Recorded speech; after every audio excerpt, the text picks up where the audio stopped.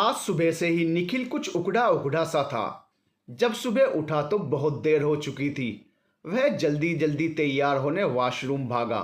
उसने चाय भी नहीं पी और बिना कुछ खाए पिए ही जल्दी से अपने दफ्तर जाने के लिए निकल पड़ा। आज उसके दफ्तर में एक बहुत महत्वपूर्ण मीटिंग थी। इस मीटिंग में जल्दी पहुंचना उसके लिए बहुत ज़रूरी था, क्योंकि आने वाले साल में उसका प्रमोशन था और यह प्रोजेक्ट एक तरह से उसका ड्रीम प्रोजेक्ट था। उसने फटाफट अपनी मोटरसाइकिल उठाई और दफ्तर जाने के लिए निकला। वह रास्ते में ही था कि तभी उसकी मोटरसाइकिल में पंक्चर हो गया। एक तो पहले से ही उसे देरी हो गई थी और अब इसकी वजह से और वह मोटरसाइकिल को घसीटते हुए ले जा रहा था और अपने आप को कोस रहा था।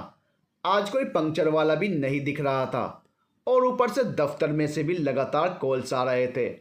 एक बार के लिए तो उसे लगा कि मोबाइल को स्विच ऑफ कर दे, पर फिर अपने आप पर ही गुस्सा होकर मोबाइल को रख दिया। तकरीबन 1 किलोमीटर तक मोटरसाइकिल घसीटने के बाद एक गैरेज मिला। उसने वहां पंचर ठीक करवाया। वहां से वह सीधा अपने दफ्तर गया।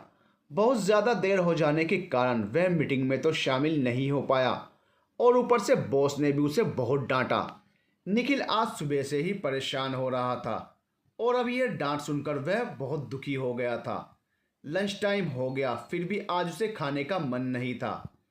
वह अपना सर दोनों हाथों के बीच पकड़कर अपनी डेस्क पर बैठा था। उसका सर भी भारी लग रहा था। उसने सुबह से चाय भी नहीं पी थी, इसलिए वह खड़ा हुआ और कैंटीन में जाकर एक चाय का ऑर्डर देकर एक टेबल पर जाकर बैठ गया। वह भगवान से शिकायत करते हुए बोला कि हे प्रभु, मैंने कौन सी गलती कर दी? कैसे बदले ले रहे हो? मैं जिस प्रोजेक्ट पे इतने दिनों से काम कर रहा था, वही प्रोजेक्ट आज मेरे हाथों से निकल गया और ऊपर से बॉस की गालियां अलग से। आपका हर बार का है कि जब भी मैं कुछ अच्छा करने जाता हूँ, आप कोई ना कोई अड़चन डाल देते हो। कभी तो मुझ पर रहम कर दो। अरे यार, बच्चों की जान लोगे क्या? वह बोल ही रहा था कि इतने में वेटर चाय लेकर आ गया। उसने घड़ी में देखा तो लंच ब्रेक ख़त्म होने को आया था। उसने जल्दी से चाय पी और वापस आकर अपने डेस्क पर पहुंच गया। अब उसका दिमाग गर्म हो रहा था। उसने कुछ फाइलें हाथ में ली और अपने काम पर लग गया। शाम हो गई थी। सब लोग अपने घर जाने के लिए निकल चुके थे, पर निखिल को और थोड़ा काम था तो वो ऑफिस में रुका हुआ था। काम पूरा करके वो अपनी फाइल जगह पर रख रहा था कि उसे एक खत मिला। शायद कोई रख के गया होगा। यह सोचकर उसने उस खत को अपने बैग में रखा और अपने घर जाने के लिए निकल गया। घर जाकर उसने हाथ मुंह धोए। वैसे भी वह नोएडा में अकेला रहता है।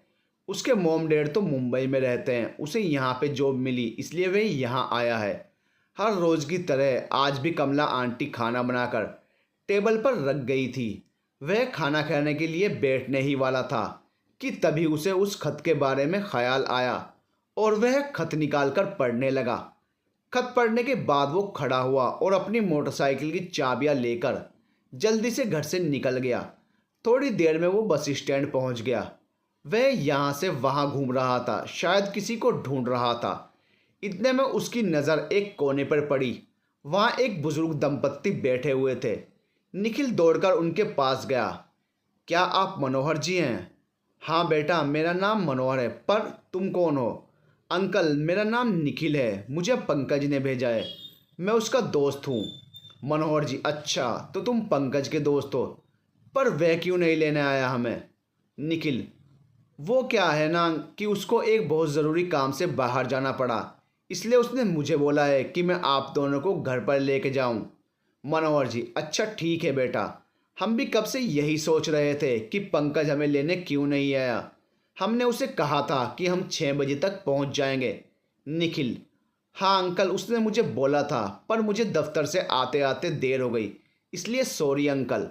बोलते बोलते निखिल ने मनोहर जी का सामान अपने हाथों में लिया और टैक्सी को रोकने के लिए चलने लगा। मनोहर जी और उनकी पत्नी सुलेखा जी भी उसके पीछे पीछे चलने लगे। निखिल ने मनोहर जी और सुलेखा जी को टैक्सी में बैठाया। टैक्सी वाले को पता बताकर उसकी मोटरसाइकिल को पीछे आने को कहा। थोड़ी देर में वह सब निखिल के घर पहुंच गए। आइए अंकल आंटी, निखिल ने घर का लॉक खोलते हुए बोला। इसे आप अपना ही घर समझिए। आप लोग फ्रेश हो जाइए, तब तक मैं खाना लगाता हूँ। बेडरूम दिखाते हुए वह बोल रहा था। ठीक है बेटा, सुलेखा जी ने उत्तर दिया। मैं कुछ मदद करूं? सुलेखा जी ने पूछा। निखिल, नहीं नहीं आंटी जी, खाना तो तैयार ही है, बस सिर्फ गर्म करना है। सुलेखा जी, अच्छा बेटा, तुम्हारे घर पर और कोई नहीं है, बीवी बच्चे? सुलेखा जी ने पूछा।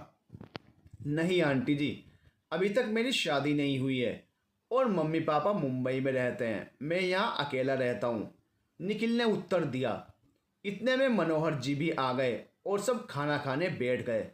मनोहर जी, बेटा वैसे तो तुम्हें पंकज ने बताया ही होगा, फिर भी मैं बताऊं कि हम यहाँ तुम्हारी आंटी का इलाज करवाने आए हैं। उसके घुटनों में दर्द बहुत बढ़ गया है, तो हम डॉक्टर को दिखाने के लिए जयपुर से यहाँ तक आए हैं। निखिल, हाँ अंकल जी, मुझे पंकज ने बताया था। हम कल सुबह ही आंटी जी को लेकर डॉक्टर के पास चलेंगे, पर तुम्हें तो दफ्तर जाना होगा ना? मनोहर जी ने निखिल से पूछा। निखिल, नहीं अंकल, कल की छुट्टी ले ली है मैंने, हम कल ही चलेंगे डॉक्टर के पास। ठीक है बेटा, सुलेखा जी ने प्रत्युत्तर दिया। निखिल, अंकल जी आप और आंटी जी इस रूम में सो जाइए, मैं यहाँ हॉल में सो जाऊँगा। अरे नहीं नहीं बेटा, तुम अपने कमरे में सो जाओ, मैं और तुम्हारी आंटी यहाँ हॉल में सो जाएंगे। तुम्हें तकलीफ लेने की कोई ज़रूरत नहीं है, मनोहर जी बोले। निखिल, इसमें तकलीफ की कौन सी बात है अंकल जी? अगर मेरे मम्मी पापा होते तो क्या मैं उन्हें हॉल में सोने देता?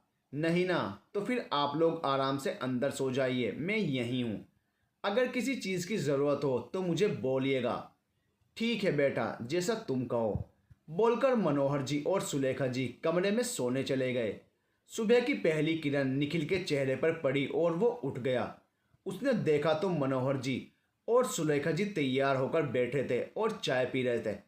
अरे सॉरी सॉरी आंटी जी, मुझे उठने में देर हो गई, मैं जल्दी से तैयार हो जाता हूँ, बाद में डॉक्टर के पास चलते हैं।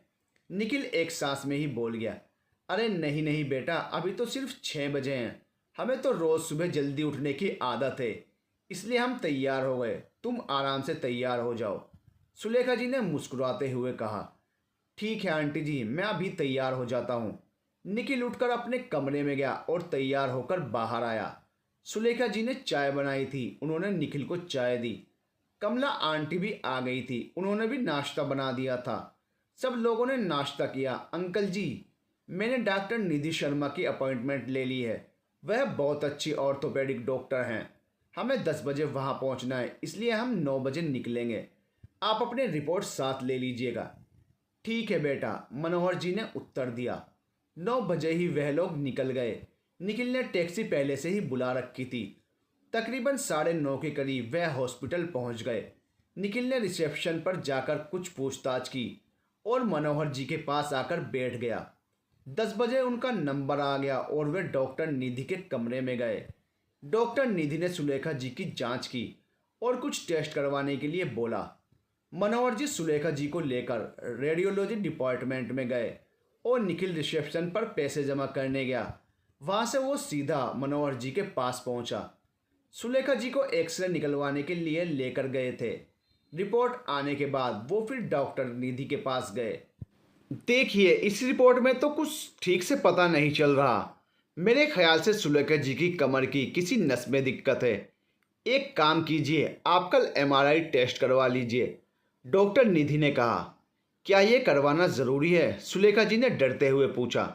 देखिए, आप डरिए मत, वो सिर्फ एक टेस्ट है, आपको कुछ नहीं होगा, डॉक्टर निधि ने सुलेखा जी की मनस्थिति को समझते हुए कहा। ठीक है मैम, हम कल ही टेस्ट करवा लेंगे। क्यों, ठीक है ना अंकल? निखिल ने कहा। हाँ बेटा, हम कल ही टेस्ट करवा लेंगे। मनोहर जी ने निखिल की बात से सहमत होते हुए कहा। तो फिर ठीक है, मैं आपको लिख के दे देती हूँ, आप रेडियोलॉजी डिपार्टमेंट में जाकर कल का टाइम ले लीजिए और वो जो सूचनाएं दे उसे फॉलो कीजिएगा। यह बोलकर डॉक्टर निधि कुछ लिखने लगी और फिर वो कागज़ निखिल को दे दिया। ठीक है मैम, हम कल आते हैं, निखिल ने कहा और वो लोग रेडियोलॉजी डिपार्टमेंट में गए। वहाँ से समय लेकर वह घर जाने के लिए निकले।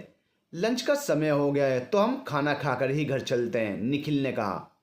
अरे बेटा, तुम क्यों तकलीफ़ करोगे, मैं घर जाकर फटाफट कुछ बना दूंगी, सुलेखा जी ने कहा। नहीं नहीं आंटी जी, इसमें कोई तकलीफ़ की बात नहीं है। वैसे भी यहाँ का खाना बहुत अच्छा मिलता है।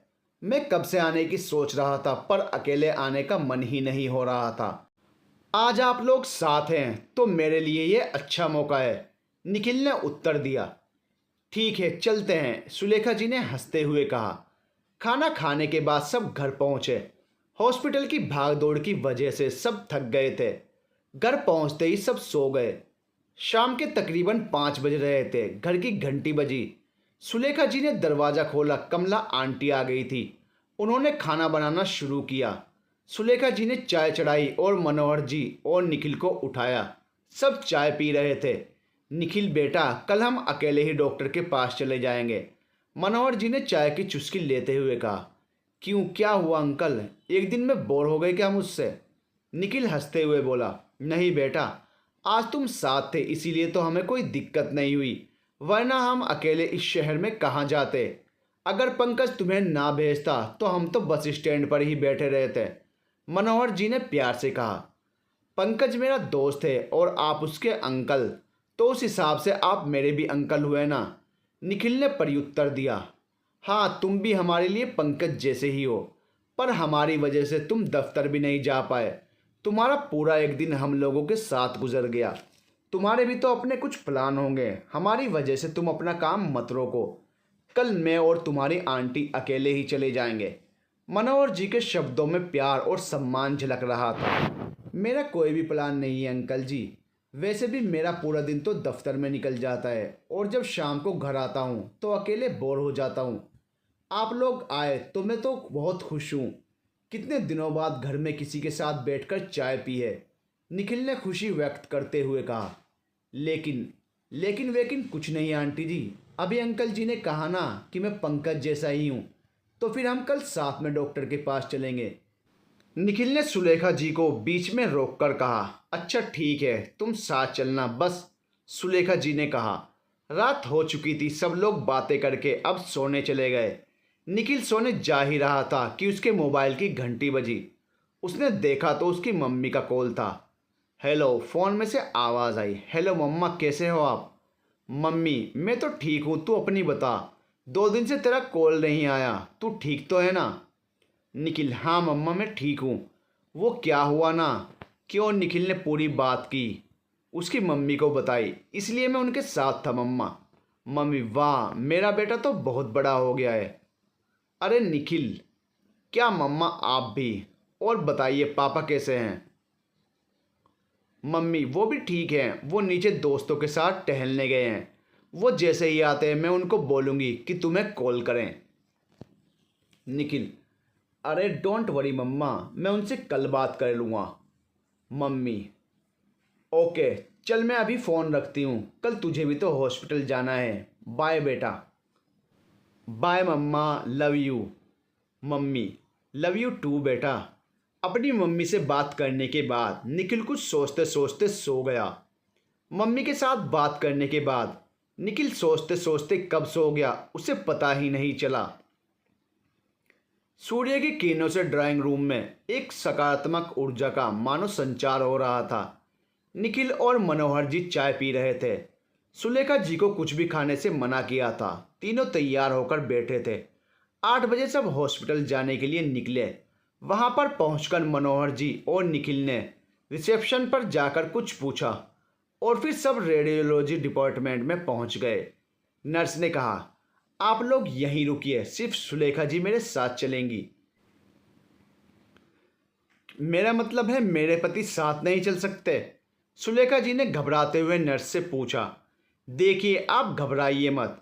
रेडिएशन के कारण वो आपके साथ अंदर नहीं आ सकते, पर वो यहाँ से आपको देख सकते हैं, नर्स ने एक कांच की खिड़की दिखाते हुए कहा। और हाँ, आपने जो भी गहने पहने हों वो निकाल कर अपने घर वालों को दे दीजिए। कोई भी मेटल की चीज़ अपने साथ ना रखें, ठीक है? सुलेखा जी ने कान की बालियां, नाक की नथनी, पैरों की पायल और हाथों की चूड़ियां सब मनोहर जी को दे दिया। आंटी जी, आप चिंता मत कीजिए, मैं और अंकल यहीं हैं, निखिल ने दिलासा देते हुए कहा। हाँ, तुम बिल्कुल चिंता मत करो, मैं यहीं बाहर तुम्हारा इंतज़ार कर रहा हूँ। अगर डर लगे तो भगवान का नाम ले लेना। मनोहर जी ने सुलेखा जी का हाथ पकड़कर कहा। हाँ, सुलेखा जी हिचकिचाते हुए अंदर गई। थोड़ी देर में एमआरआई टेस्ट हो गया। नर्स सुलेखा जी को लेकर बाहर आई। बाहर आते ही सुलेखा जी रोने लगी। क्या हुआ, रो क्यों रही हो? मनोहर जी ने घबराते हुए पूछा। कुछ नहीं जी, बस थोड़ा डर लग रहा था, आपको देखा तो आंख भर आई। सुलेखा जी ने कहा। अरे तुमने तो मुझे डरा ही दिया था। मनोहर जी ने राहत की सांस लेते हुए कहा। सिस्टर, क्या अब हम आंटी जी को पानी पिला सकते हैं? निखिल ने प्रश्न किया।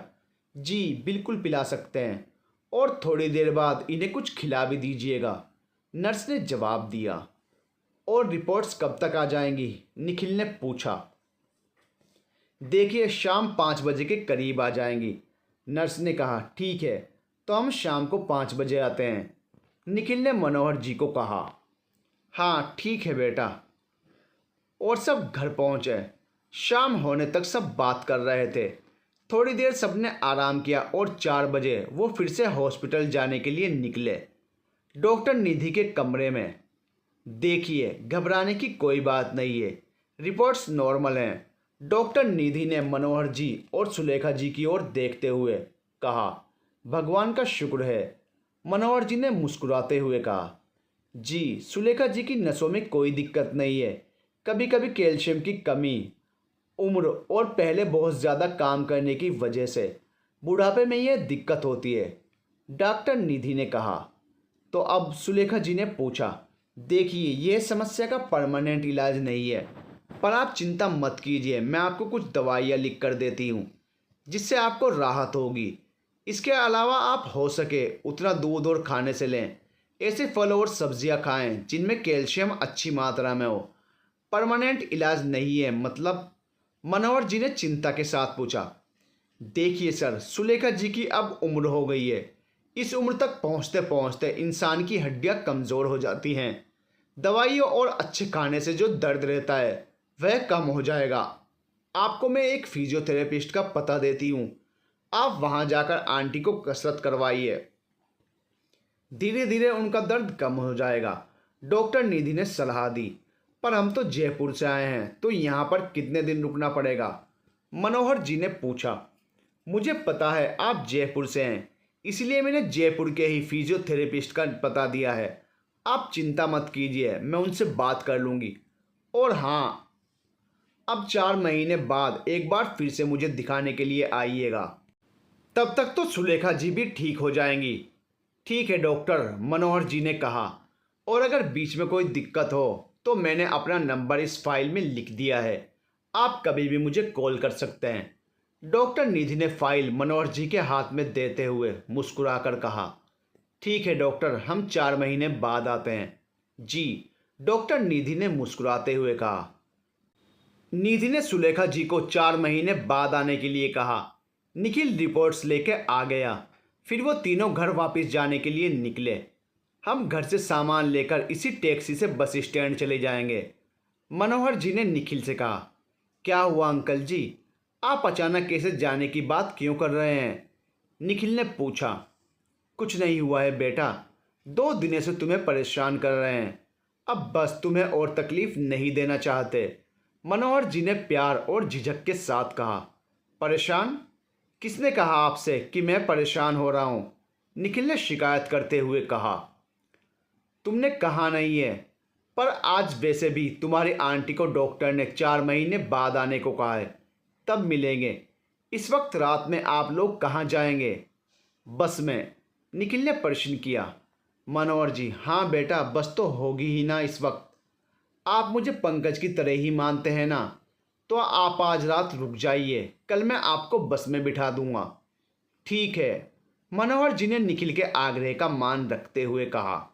सब लोग रात को खाना खाकर बैठे थे, अपने परिवार और भविष्य के प्लान के बारे में चर्चा कर रहे थे। पूरे दिन की भागदौड़ के कारण सब थक चुके थे, तो सब सोने की तैयारी करने लगे। निखिल, अंकल जी, कल सुबह 9:45 की बस है और फिर दोपहर 2 बजे की है, कौन सी बस में बुकिंग कराऊं? सुबह की बस ही ठीक रहेगी ना? सुलेखा जी को पूछते हुए मनोहर जी ने कहा। हाँ, वही सही रहेगी, सुलेखा जी ने उत्तर दिया। तुम सुबह की बस में बुकिंग करवा दो बेटा। ठीक है अंकल जी। निखिल ने टिकट बुक कर दी। सुबह के 7 बज रहे थे। मनोहर जी और सुलेखा जी ने सामान पैक कर लिया था। आंटी जी, एक बार आपके हाथ की चाय मिलेगी? निखिल ने सुलेखा जी को पूछा। क्यों नहीं, कहकर सुलेखा जी किचन में चाय बनाने गई। सब लोग चाय पीकर बैठे थे। बस स्टैंड जाने का समय हो गया था। निखिल ने सामान टैक्सी तक पहुंचाया। थोड़ी देर में वह सब बस स्टैंड पहुंच गए। बस भी आ गई थी। मनोहर जी और सुलेखा जी अपनी सीट पर जाकर बैठ गए। अंकल जी, मैंने सामान यहाँ ऊपर रख दिया है, ध्यान से जाइएगा और पहुँचते ही मुझे कॉल कर दीजिएगा। निखिल बोल रहा था। थैंक यू बेटा, तुम 3 दिनों से हमारे साथ हो। तुमने हमारी बहुत मदद की है। इस ज़माने में तो कोई अपना भी इतनी मदद नहीं करता। फिर से एक बार थैंक यू। आप मुझे शर्मिंदा कर रहे हैं, इसमें थैंक यू की क्या बात है? अच्छा अंकल जी, बस के निकलने का समय हो गया है। आप पहुंच के कॉल ज़रूर कर देना। मैं चलता हूँ। प्रणाम अंकल जी, प्रणाम आंटी जी, कहकर निखिल बस से नीचे उतर गया। बस चल पड़ी। कितना अच्छा लड़का है ना ये। पंकज का दोस्त होते हुए भी उसने हमारी कितनी मदद की। अगर पंकज उसे नहीं भेजता तो शायद हम मुश्किल में पड़ जाते। सुलेखा जी ने निखिल की तारीफ करते हुए कहा। वो सच में बहुत अच्छा है। और हाँ, पंकज ने उसे नहीं भेजा था। मनोहर जी ने कहा। सुलेखा जी, क्या? मनोहर जी, हाँ। आपको किसने कहा? सुलेखा जी ने पूछा। जब मनोहर जी ने सुलेखा जी से कहा कि निखिल को पंकज ने नहीं भेजा था, तब यह सुनकर सुलेखा जी को झटका लगा। आपको किसने कहा? सुलेखा जी ने पूछा। तुम्हें याद है जब हम पहले दिन हॉस्पिटल से घर आए थे? मनोहर जी ने पूछा। हाँ बिल्कुल याद है। उस रात मैं पानी पीने के लिए किचन में जा रहा था कि तभी मैंने निखिल को अपनी मम्मी से बात करते हुए सुना। वह कह रहा था, हाँ मम्मी, मेरा दोस्त है ना वो पंकज, उसके अंकल आंटी आए हैं जयपुर से। मैं जब कल दफ्तर में था तो मुझे एक अनजान खत मिला। मैंने उसे तब तो नहीं पढ़ा, लेकिन घर आकर पढ़ा। उसमें लिखा था, डियर पंकज, मैं मनोहर, तुम्हारे पापा का दोस्त। हमने फ़ोन पर बात की थी उस दिन मेरी पत्नी सुलेखा के सिलसिले में। मैं तुम्हें कितने दिनों से कॉल कर रहा हूँ पर लग नहीं रहा है। मैंने मैसेज भी किया था पर तुम तक नहीं पहुँच रहा है, इसलिए तुम्हें यह खत लिख रहा हूँ। उस दिन सुलेखा के रिपोर्ट भेजे थे, इसलिए तुम्हारे दफ्तर का पता है मेरे पास, इसलिए उस पते पर भेज रहा हूँ। मैं और सुलेखा 11 तारीख को वहाँ आ रहे हैं। शाम को 6 बजे तक बस से पहुँच जाएंगे। हो सके तो हमें लेने आ जाना, अगर तुम्हें कोई दिक्कत ना हो तो। यह पढ़कर मैं सीधे बस स्टैंड गया। निखिल ने कहा। फ़ोन पर आवाज़ आ रही थी, बहुत सही किया बेटा तुमने। निखिल, हाँ मम्मा, क्योंकि पंकज इस वक्त यहाँ पर है ही नहीं। वो क्या हुआ ना कि 15 दिन पहले कंपनी ने उसे 2 महीने की ट्रेनिंग पर भेजा है और वहाँ पर आप सिर्फ कंपनी का ही फ़ोन इस्तेमाल कर सकते हैं। इसलिए जब अंकल जी उसे कॉल कर रहे थे तब उसका फ़ोन नहीं लगा। पंकज ने घर में तो सभी को बताया था पर शायद मनोहर जी को नहीं पता होगा। यही सोचकर मैं सीधे बस स्टैंड गया और उनको लेकर घर आया हूँ। मैंने सही किया ना? निखिल अपनी माँ से पूछ रहा था। हाँ बेटा, तुमने सही किया। हमें हमेशा दूसरों की मदद करनी चाहिए। फ़ोन पर निखिल की मम्मा ने कहा। मम्मा, मैंने उन्हें कुछ बताया नहीं है। शायद उन्हें लगे कि पंकज को इस बारे में पता ही नहीं है तो वह यहाँ पर कैसे रह सकते हैं, और वे इस वक्त जाएंगे भी कहाँ। निखिल ने कहा। तुमने बिल्कुल ठीक किया, मेरा बेटा तो बहुत बड़ा हो गया है। निखिल की मम्मी ने कहा। मैंने उनकी बात सुन ली थी, वो सच में अच्छा है। उसने ना सिर्फ हमारी मदद की बल्कि अपने दोस्त की इज्जत रख ली। हमारी गलती थी कि हमने पंकज के पापा को नहीं पूछा। अगर हम पहले ही पता कर लेते तो यह सब नहीं होता। मनोहर जी ने कहा। सही कह रहे हैं आप। अगर निखिल नहीं आता तो हम पंकज को कोसते कि खत लिखने पर भी वह नहीं आया, जबकि वह तो यहाँ पर है भी नहीं। बहुत बड़ी गलतफहमी हो जाती। सुलेखा जी ने सोचते हुए कहा। चलो जो भी हुआ अच्छा हुआ। इसी बहाने हमें ये तो पता चला कि आज के नौजवान सिर्फ पढ़ाई लिखाई में ही नहीं, इंसानियत में भी आगे हैं। मनोहर जी ने निखिल के संदर्भ में गर्व से कहा।